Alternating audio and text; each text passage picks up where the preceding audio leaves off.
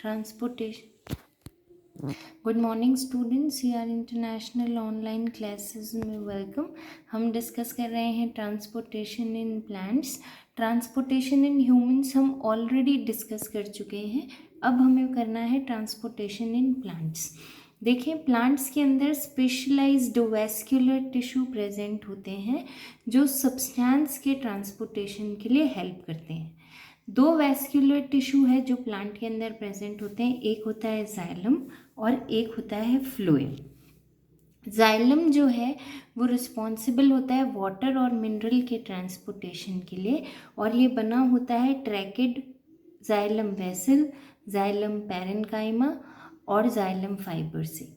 जो ट्रैकेड और वेसल्स हैं वो कंडक्टिंग एलिमेंट बनाते हैं। कंडक्टिंग एलिमेंट मतलब एक कंटिन्यूस ट्यूब लाइक स्ट्रक्चर बनाते हैं जो रूट से लेके स्टेम के ऊपर तक, लीफ की टिप तक प्रेजेंट होता है। ठीक है, ऐसे ही ट्यूब लाइक स्ट्रक्चर होता है जिसके थ्रू वाटर ट्रांसपोर्ट होगा। ठीक है, जो जाइलम फाइबर्स होते हैं वो डेड स्ट्रक्चर होता है और मैकेनिकल सपोर्ट प्रोवाइड कराता है जाइलम को। उसके बाद जो वाटर और मिनरल है वो रूट को आप लीव्स तक लेके जाते हैं और अदर पार्ट्स ऑफ प्लांट तक सप्लाई करते हैं। उसके बाद आते हैं फ्लोएम पे। तो जो फ्लोएम है वो रिस्पॉन्सिबल होता है for transportation of food. Phloem के अंदर प्रेजेंट होते हैं sieve tube, companion cell, phloem parenchyma and phloem fibres, जिसे हम बास्ट फाइबर्स भी कहते हैं। फ्लोएम फाइबर्स भी डेड होते हैं जैसे जाइलम फाइबर डेड होते हैं और सपोर्ट प्रोवाइड कराते हैं। ठीक है, उसके बाद जो सीव ट्यूब है वो कंडक्टिंग एलिमेंट होती है फ्लोएम का। जिस तरीके से जाइलम में वेसल और ट्रैकेड प्रेजेंट थे, इसी तरीके से फ्लोएम में जो ट्रांसपोर्टेशन कराता है वो सीव ट्यूब कराता है। ठीक है, ये कैरी करता है फोटोसिंथेसिस से जो भी प्रोडक्ट बना लीव्स में उसको अदर पार्ट्स ऑफ प्लांट में ट्रांसफ़र करने के लिए।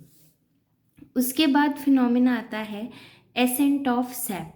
एसेंट ऑफ सैप का मतलब क्या है? एसेंट ऑफ सैप, एसेंट मतलब ऊपर की तरफ चढ़ना। ठीक है, सैप मतलब फ्लूइड, कोई भी फ्लूइड।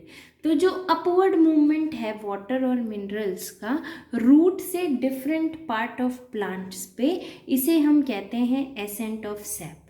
बहुत सारे फैक्टर्स हैं जो रिस्पॉन्सिबल होते हैं एसेंट ऑफ सैप के, जिसमें से हम दो फैक्टर्स को यहाँ पर डिस्कस करेंगे। सबसे पहला फैक्टर है बेटा रूट प्रेशर। ठीक है, जो आपके रूट हेयर्स हैं उसके अंदर जो ग्लूकोज या ऐसे सब्सटेंसेस हैं उनकी वजह से सल्यूट का अमाउंट इंक्रीज़ हो जाता है, और जब सल्यूट का अमाउंट इंक्रीज़ हो जाता है तो आसपास की सराउंडिंग से, सॉइल से वाटर रूट के अंदर एंटर कर जाता है बिकॉज ऑफ ऑस्मोसिस। ठीक है, इस प्रेशर को, जो हमने सल्यूट को इंक्रीज करके रूट सेल के अंदर जो प्रेशर डेवलप कराया जिसकी वजह से ऑस्मोसिस हो पाया, उसे हम क्या कहेंगे? रूट प्रेशर कहेंगे। ठीक है, बट जो बहुत लार्ज हाइट के प्लांट होते हैं, जो बहुत लंबा ग्रो करते हैं, उनके अंदर रूट प्रेशर डेवलप करवाना थोड़ा डिफ़िकल्ट होता है और वाटर ट्रांसपोर्टेशन रूट प्रेशर के थ्रू उनमें पॉसिबल नहीं हो पाता। ये ज़्यादातर जो छोटे प्लांट्स हैं, ग्रास, हर्ब और शर्ब्स, उनके अंदर हमें रूट प्रेशर डेवलप होता हुआ दिखता है। तो सेकंड फैक्टर फिर जो रिस्पॉन्सिबल होगा, वो सेकंड फैक्टर रिस्पॉन्सिबल होता है ट्रांसपिरेशन पुल। ट्रांसपिरेशन पुल के लिए हमें सबसे पहले समझना पड़ेगा ट्रांसपिरेशन क्या होता है। जब स्टोमेटा या लेंटिसेल, लेंटिसेल क्या होता है? स्टेम के अंदर हमें कुछ कुछ पोर लाइक स्ट्रक्चर दिखाई देते हैं जिसे हम लेंटिसेल कहते हैं। तो स्टोमेटा और लेंटिसेल के थ्रू जब वाटर वेपर की फॉर्म में वाटर का लॉस होता है उसको हम क्या बोलते हैं? ट्रांसपिरेशन। और जब स्टोमेटा के थ्रू वाटर लॉस हो रहा है तो इसकी वजह से लीफ सेल्स के अंदर सॉल्यूट की कंसंट्रेशन ज़्यादा हो रही है और पानी की कंसंट्रेशन कम हो रही है, जो एक नेगेटिव प्रेशर डेवलप कर रहा है जिसे हम सक्शन प्रेशर भी बोलते हैं लीव्स के अंदर। इसी को हमने बोला transpiration pull.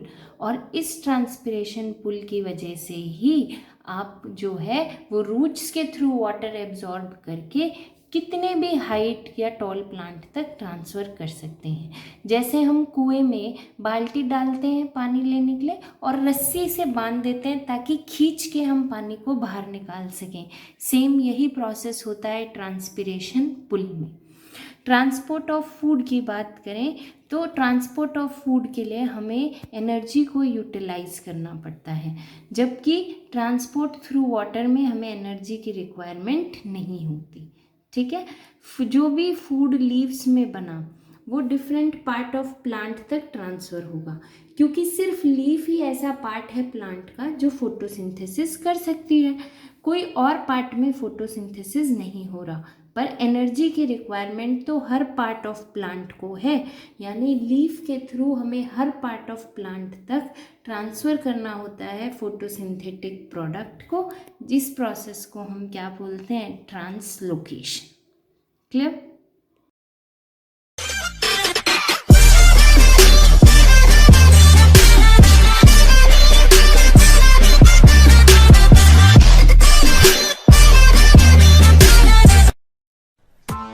Press the bell icon on the YouTube app and never miss another update.